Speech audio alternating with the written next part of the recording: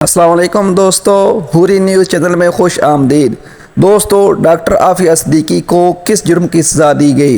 अमरीकी कुत्तों ने डॉक्टर आफिया सिद्दीकी को जेल में क्यों डाला?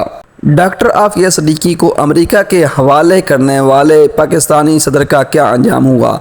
आज की इस वीडियो में हम आपको डॉक्टर आफिया सिद्दीकी की दास्तान हयात सुनाएंगे और आपको बताएंगे कि कैसे यहूदी लाबी ने पाकिस्तान के अनमोल हीरे को ज़ाया कर दिया और इस सब का मकसद क्या था। ये सब कुछ जानने के लिए वीडियो को आखिर तक ज़रूर देखें। चैनल पर नए हैं तो सब्सक्राइब कर दें और बेल के आइकन को क्लिक करना मत भूलिए। तो आइए चलकर अपने मौजू का बाकायदा आगाज़ करते हैं। दोस्तों, डॉक्टर आफिया सिद्दीकी 2 मार्च 1972 को कराची में पैदा हुई। अपनी इब्तदाई तालीम मुकम्मल करके 1990 में स्टूडेंट वीज़े पर अमरीकी रियासत टेक्सास में पढ़ने के लिए गईं। इनका एक भाई पहले से वहां मौजूद था जो आर्किटेक्चर बन रहा था। याद रहे कि डॉक्टर आफिया सिद्दीकी की ज़ाती ज़िंदगी बहुत ही सादा थी। नावल, न्यूज़, फिल्मों और खेलों से इन्हें कोई दिलचस्पी नहीं थी। इन्हें सिर्फ पढ़ाई का और इस्लाम की तरवीज का शौक़ था। शुरू से ही दीन इस्लाम से मोहब्बत करती और अपने सर को स्कार्फ से ढांप कर रखती। इनके बारे में ये भी कहा जाता है कि इन्होंने कुरान हिफ्स कर रखा था। पिछली 2-3 सदियों में इन जैसी ज़हीन खातून कोई नहीं पैदा हुई। डॉक्टर आफिया सिद्दीकी ने अपनी बाकी तालीम अमेरिका में ही मुकम्मल की। 1992 में उन्होंने अपनी रिसर्च की बिना पर $5000 का इनाम भी जीता। 1995 में एक साइंटिस्ट अमजद मोहम्मद खान से डॉक्टर आफिया की शादी हो गई। डॉक्टर आफिया के 2 बेटे और 1 बेटी थी। दरअसल डॉक्टर आफिया सिद्दीकी को बर्बाद करने की इब्तिदा इनके शोहर के हाथों हुई, क्योंकि ये बदबख्त इंसान बाद में अमरीकी खुफिया एजेंसी CIA का मोहरा बन गया और अमरीकी एजेंसी के कहने पर इसने मकरूह खेल खेला। डॉक्टर आफिया सिद्दीकी एक न्यूरो सर्जन थी। बायोकेमिस्ट्री पर काम करते हुए उन्होंने एक ऐसी शानदार रिसर्च तैयार की कि आज तक अमेरिका तो क्या दुनिया के बड़े बड़े साइंटिस्ट भी ऐसी रिसर्च ना कर सके। इनकी रिसर्च से दुनिया के वो बड़े और ख़तरनाक हथियार बन सकते थे जो अभी तक नहीं बने थे। डॉक्टर आफिया सिद्दीकी अपनी रिसर्च से सिर्फ पाकिस्तान और आलम इस्लाम को फ़ायदा देना चाहती थी, जबकि अमरीकियों की ख्वाहिश थी कि डॉक्टर आफिया अपनी रिसर्च हमारे हवाले कर दे और हमारे लिए काम करे। नाज़रीन ग्रामी, इस सूरत हाल के पेश नज़र डॉक्टर आफिया सिद्दीकी को ख़तरा लाहक हो गया कि अगर मैंने अपना तहकीकी फार्मूला इन्हें दे दिया तो ये पहले की तरह इस हथियार को भी मुसलमानों के खिलाफ इस्तेमाल करेंगे। इसी बिना पर डॉक्टर आफिया ने साफ इनकार कर दिया। यहीं से असल कहानी शुरू हुई, क्योंकि डॉक्टर आफिया की तालीम और तहकीक अमेरिका में हुई थी। इसलिए वहाँ के साइंटिस्ट को डॉक्टर आफिया की रिसर्च के बारे में पता चला तो उन्होंने FBI को रिपोर्ट दी कि डॉक्टर आफिया के पास ऐसी रिसर्च है कि अगर ये पाकिस्तान के हाथ लग गई और अमेरिका के खिलाफ इस्तेमाल हो गई तो अमेरिका की तबाही होगी। 2002 में डॉक्टर आफिया सिद्दीकी के शोहर ने इनको तलाक दे दी और इस बदबख्त इंसान ने बहुत से मन घड़त इल्ज़ामात भी डॉक्टर आफिया सिद्दीकी पर लगाए जो मुकम्मल झूठ का पलंदा थे। डॉक्टर आफिया सिद्दीकी पाकिस्तान में रहकर पाकिस्तान के लिए काम करना चाहती थी और पाकिस्तानी हुकाम को भी चाहिए था कि इनकी रिसर्च से फ़ायदा उठाया जाए, मगर बदकिस्मती से जनरल परवेज़ मुशर्रफ ने 2003 में अपनी ज़िंदगी की सबसे बड़ी गलती करते हुए डॉक्टर आफिया सिद्दीकी को अमेरिका के हवाले कर दिया। याद रहे कि ये मुशर्रफ का ज़ाती फैसला था और पूरी फ़ौज को इसमें बेवजह बदनाम किया जाता रहा।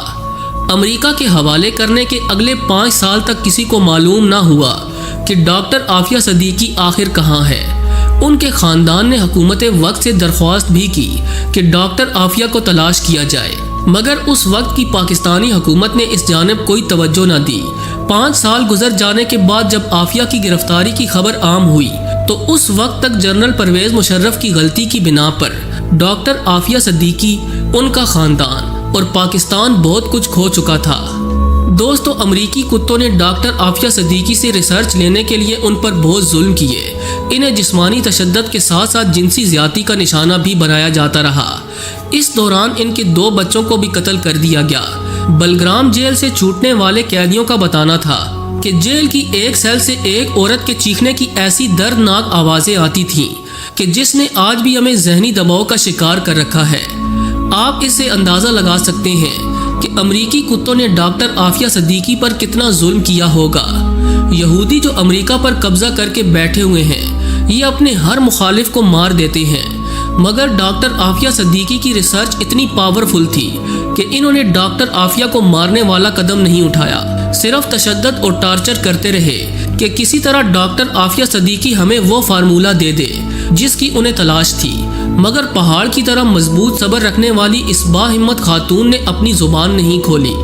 بلگرام جیل میں یہودیوں نے ڈاکٹر عافیہ صدیقی کے ساتھ پڑھنے والے انڈین ہندو اسٹوڈنٹس کو بھی بھیجا کہ وہ ڈاکٹر عافیہ سے اس کی ریسرچ کے بارے میں معلومات حاصل کریں، مگر ڈاکٹر عافیہ صدیقی کو معلوم تھا کہ اگر یہ ریسرچ میں نے انہیں دے دی تو اس کے بعد یہ مجھے مار دیں گے اور اس خطرناک فارمولے کو مسلمانوں کے خلاف استعمال کریں گے۔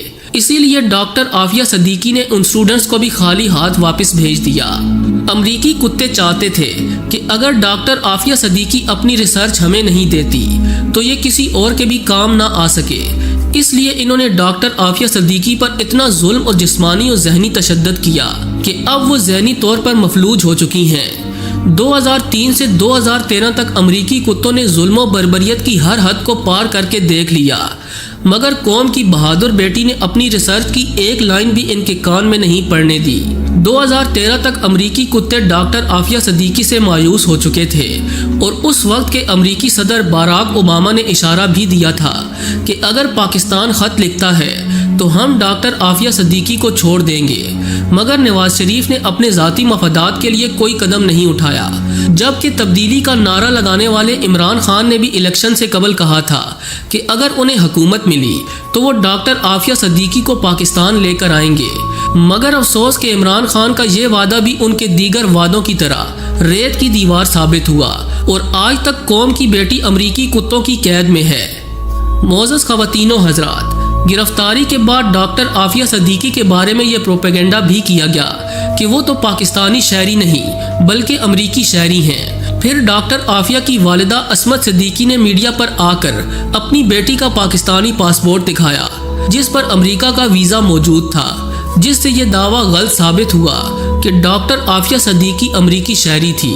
یہ بھی کہا گیا کہ ڈاکٹر عافیہ نے اپنے سابقہ خاوند امجد سے طلاق لے کر القاعدہ کے کسی دہشت گرد سے شادی کی، لیکن یہ الزام بھی کہیں ثابت نہ ہو سکا۔ ڈاکٹر عافیہ صدیقی کی مشکلات کا آغاز اکتوبر 2002 میں اپنے شوہر سے علیحدگی کے بعد ہوا۔ ان کے سابقہ شوہر کا دعویٰ ہے کہ وہ 2003 میں گرفتار نہیں ہوئی تھیں بلکہ خود ہی کہیں غائب ہو گئی تھیں۔ حالانکہ 30 مارچ 2003 کو پولیس کی وردیوں میں ملبوس افراد نے انہیں کراچی سے گرفتار کیا تو بہت سے لوگوں نے یہ گرفتاری اپنی آنکھوں سے دیکھی اور اگلے دن یہ خبر کراچی کے کئی اخبارات میں شائع بھی ہوئی۔ ڈاکٹر عافیہ صدیقی کی کہانی میں نیا موڑ جولائی 2008 میں آیا جب مشرف کا اقتدار ختم ہونے سے صرف ایک ماہ قبل امریکی حکومت نے دعویٰ کیا کہ ڈاکٹر عافیہ کو افغانستان کے شہر غزنی سے ایک بار پھر سے گرفتار کر لیا گیا ہے، جہاں وہ طالبان کے ساتھ مل کر حملوں کی منصوبہ بندی کر رہی تھی۔ ڈاکٹر عافیہ صدیقی کو زخمی حالت میں گرفتار کیا گیا۔ ستمبر 2010 میں ڈاکٹر عافیہ پر مقدمہ چلایا گیا جس میں الزام لگایا گیا کہ انہوں نے ایک امریکی فوجی سے رائفل چھین کر اس پر گولی چلائی لیکن وہ بچ گیا۔ ڈاکٹر عافیہ صدیقی کے خلاف 9 گواہوں کو پیش بھی کیا گیا جن میں ایک افغان شہری احمد گل بھی شامل تھا، لیکن کسی رائفل پر ڈاکٹر عافیہ صدیقی کے فنگر پرنٹ ثابت نہ ہو سکے۔ 14 دن کے ٹرائل کے دوران ڈاکٹر عافیہ نے بار بار بتایا کہ اس پر امریکی کتوں نے تشدد کیا، لہٰذا عدالتی کارروائی میں خلل ڈالنے کے الزام میں اسے امریکی عدالت سے نکال دیا گیا اور صرف اقدام قتل کے الزام میں 86 سال قید کی سزا سنا دی گئی، جو سراسر جھوٹ اور پروپیگنڈا تھا۔ اصل معاملہ وہ ریسرچ پیپرز تھے جسے امریکی کتے حاصل کرنا چاہتے تھے۔ آخر میں اللہ تعالیٰ سے دعا ہے کہ اللہ تعالیٰ ڈاکٹر عافیہ صدیقی کی مشکلات کو آسان فرمائے اور امریکی کتوں کو نشان عبرت بنائے۔ آمین ثم آمین۔